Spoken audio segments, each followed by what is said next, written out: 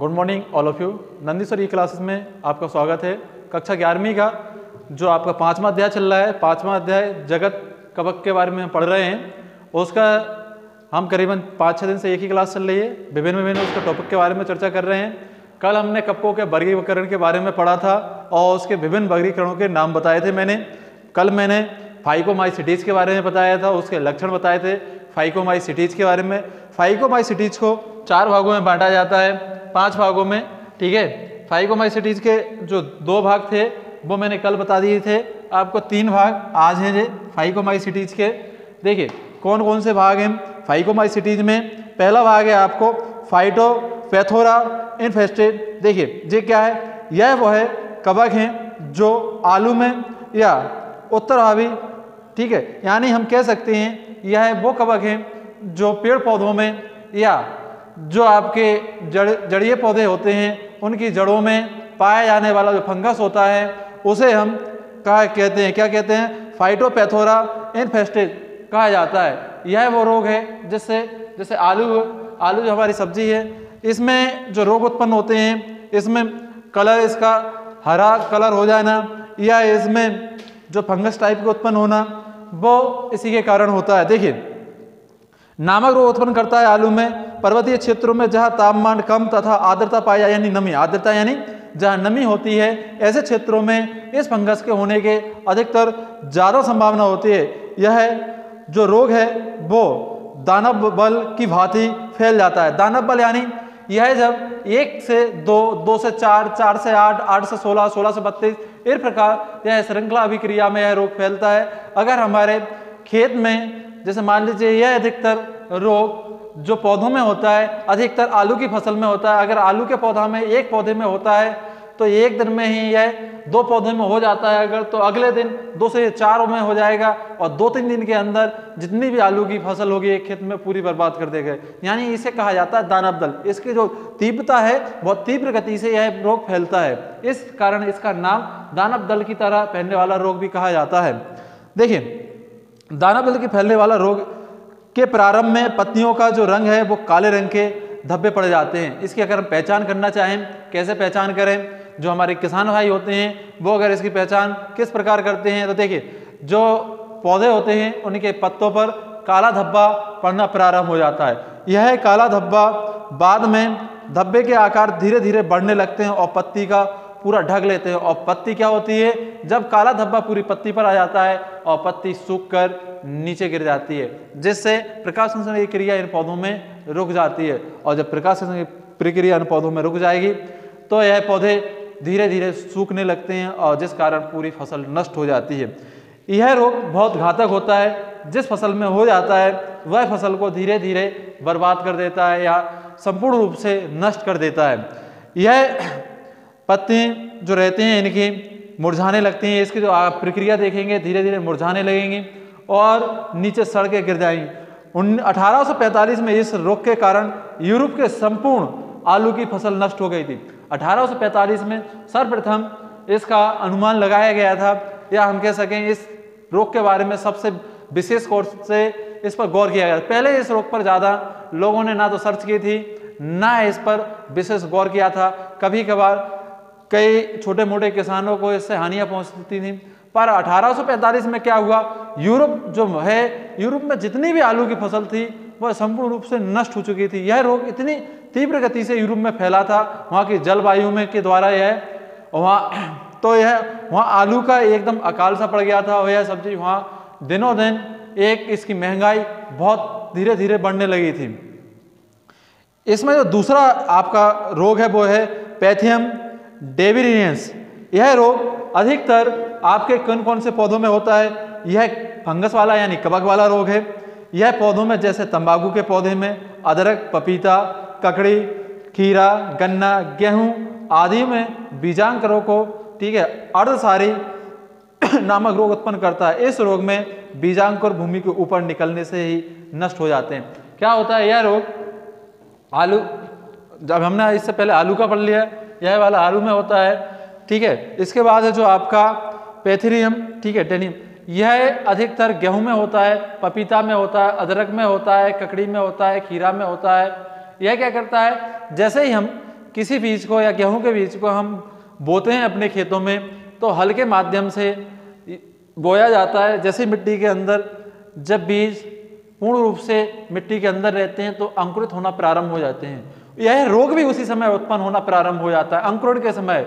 और जब वो भूमि के भूपर्पटी से ऊपर की ओर निकलते हैं, ठीक है, लंबत निकलना, अंकुरण होना, लंबत होते हैं, उसी समय क्या होता है, यह रोग उस पर बहुत प्रभावी हो जाता है और बीजांकुरण नष्ट होना प्रारंभ हो जाता है।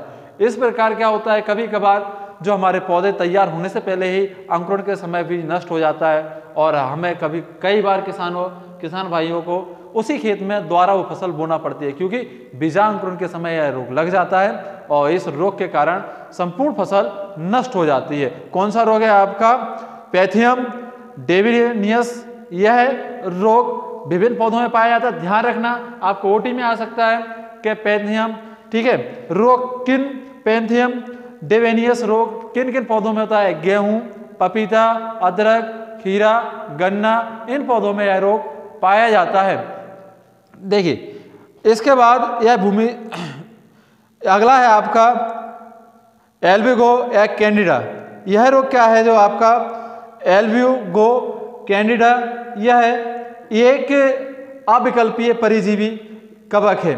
यह कवक फुर्सीफेरी या एस्टेसेसी या कॉन्वेलोसेसी आदि कुलों का सदस्य यानी सफेद घिट नामक रोग पैदा होता है। आप इसे देख सकते हैं, यह रोग पत्तियों पर उत्पन्न होता है और सफेद छाले या दाग, धीरे धीरे वो दाग उत्पन्न हो जाते हैं और सफेद छालों के कारण पत्तियां नष्ट होना प्रारंभ हो जाती हैं। यह विभिन्न कुल का में पाया जाता है। यह कवक कौन कौन से कुल में पाया जाता है, एक बार नाम, एस्टेरेसी या कन्वेलोवेलेसी, और आपके इन कुलों में और फुर से फेरी कुलों का कवक है। ध्यान रखना, ये कुलों के नाम पूछ लिए जाते हैं और इसके पहचान करने की क्या है, सफेद दाग आना पत्तियों पर और पत्तियों का नष्ट होना। ठीक है, ये हो गया है आपका एल्बिगो कैंडिडा। अगला है आपका स्क्लेरोस्पोरा, ठीक है, ग्रैमनिकोला। यह रोग कवक बाजार का या मृदमूल, ठीक है, यह रोग अथवा ग्रीन ईयर रोग भी कहा जाता है, उत्पन्न करता है। इस रोग के लक्षण पत्ती एवं पुष्पक्रम पर दिखाई देते हैं। पुष्पक्रम के बारे में आप जानते हो, इससे पहले मैं पुष्प के बारे में पढ़ा चुका था। पुष्पक्रम जो पुष्प पत्तियों का दल होता है उसके नीचे का प्रारंभ होता है, उसे पुष्पक्रम कहा जाता है। तो यह रोग पत्तियों के अलावा पुष्पक्रम में भी प्रारंभ हो जाता है और पुष्पक्रम को नष्ट करने लगता है। इसके बाद है आपका पेरोनोस्पोरा पैरासिटिका। यह मृदुमिल या असीता भी कहा जाता है, नामक रोग उत्पन्न करता है। इस रोग के ग्रस्त मटर की फली बीज नहीं बनते। इससे यह रोग अधिकतर मटर में होता है, जिससे मटर की फली में जो बीज का निर्माण नहीं होता है। यदि बन भी जाते हैं तो छोटे रह जाते हैं। ये आपके किसके हो गए, वर्ग फाइटोमाइसिटीज के हो गए। अगला वर्ग है आपका, जो मैंने आप किताब में देख लेना, मैंने इस पर नहीं लिखा है, मैं आपको उसके बारे में समझा। सेकंड पर है आपका, ठीक है, जाइकोमाइसिटीज। जे फाइकोमाइसिटीज था सेकंड वाला, जे फर्स्ट वाला है, जे फर्स्ट है, ठीक है, और सेकंड है आपका, ठीक है, जाइगोमाइसिटीज।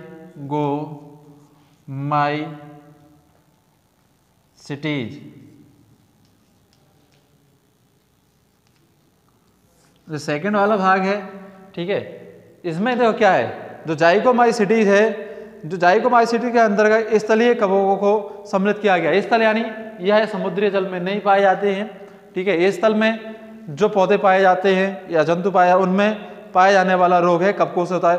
इसमें अधिकांश सदस्य मृतजीवी होते हैं। इसमें अधिकांशतः सदस्य कौन से होते हैं, मृतजीवी होते हैं। जाइकोमाइसिटीज के वर्ग के सदस्यों में निम्नलिखित लक्षण पाए जाते हैं। कौन कौन से, कवक तंतु पटहीन होते हैं, यानी कवक तंतु होते हैं उनमें पट नहीं पाया जाता, एवं कवक जाल शंकु कोशिकी होते हैं, शंकु के समान कवक जाल बनता है। शंकु आपने देखा होगा, मैथ में 10वीं में पढ़ा हुआ होगा, शंकु के आकार, यानी जो आपका ऊपर की ओर सकरा रहता है, धीरे फैलता जाता है। दूसरा, कवक तंतु की भित्ति मुक्ता काइटिन या कवक, ठीक है, सेलुलोज की बनी होती है, यानी कवक तंतु की जो कवक तंतु होता है काइटिन या सेलुलोज की, इसकी कवक भित्ति बनी होती है, ध्यान रखना। इसमें चल बीजाणुओं का पूर्ण अभाव होता है, और चल बीजाणु रहते हैं वो इसमें नहीं पाए जाते हैं। आलैंगिक जनन और अचल बीजाणु, जिन्हें धानी बीजाणु भी कहा जाता है।